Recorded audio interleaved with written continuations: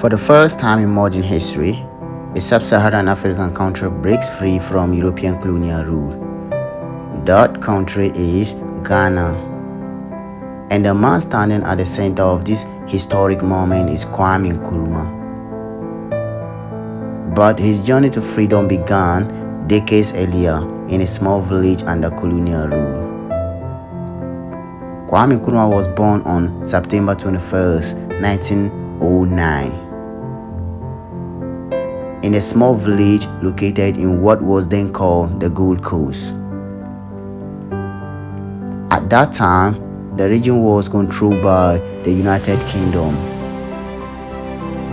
His father was a goldsmith and his mother was a trader who sold fish and goods in the local markets. Nkrumah grew up in a simple environment, but from a young age, he showed unusual intelligence and curiosity. His mother believed education would change his future, so she pushed him to attend school. Nkrumah attended a Catholic mission school where he quickly became one of the best students. He later studied at Achimota College, one of the most respected schools in West Africa.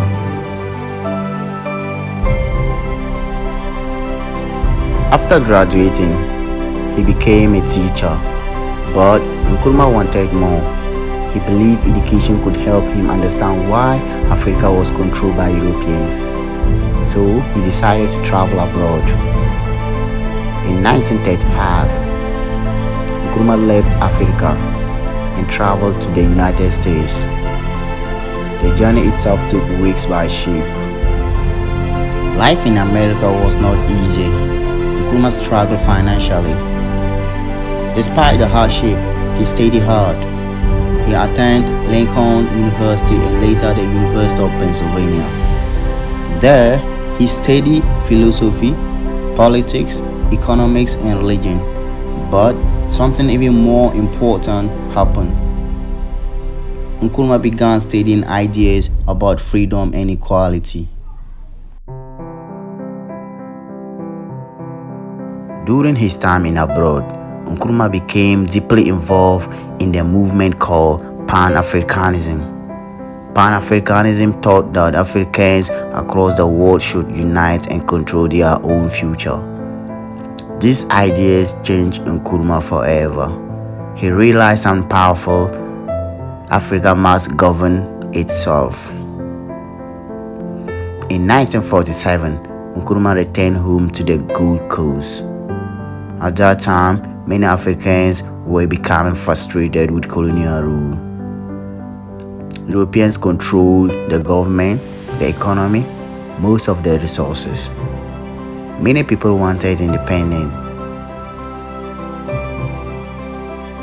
Nkrumah quickly became involved in politics. In 1949, Nkrumah created a new political movement called Convention People's Party. Their message was bold and simple: self-govern now.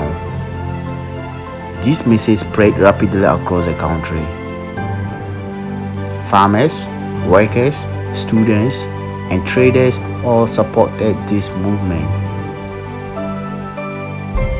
If you are enjoying the video, follow this journey for more videos. The British colonial government saw the growing movement as dangerous. In 1950, Nkrumah was arrested and sent to prison. But instead of stopping the independence movement, his imprisonment made him even more popular. People saw him as a hero fighting for freedom. In 1951, elections were held in the colony. Even though Nkrumah was still in prison, his party, the Convention People's Party, won a huge victory. The British government had no choice but to release him. Nkrumah soon became leader of the government.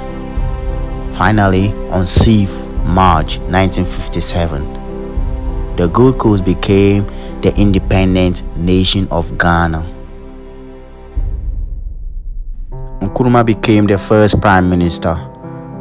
During the independence celebration, he told the people, Ghana's independence is meaningless unless it is linked with the total liberation of Africa. As a leader, Nkrumah began building a new nation. He launched huge development projects including roads, schools, hospitals, and factories. One of his biggest projects was the Akosombo Dam, which provided electricity across the country. But his leadership also became more controversial. Over time, Nkrumah began concentrating more power in his hands. Some critics said Ghana was becoming a one-party state. In 1966, while Nkrumah was visiting China, the military took control of the government. A coup removed him from power. Nkrumah was forced into exile. He eventually moved to Guinea, where he lived as a guest of the president. Kwame Nkrumah died on April 27, 1972, in Bucharest, where he had gone for medical treatment. He was 62 years old. Years later, his body was returned to Ghana, where he is honored as one of the nation's greatest leaders. Kwame Nkrumah is remembered as one of the most important figures in African history. His leadership inspired independence movement across the continent, and his dream of African unity still influences the continent today.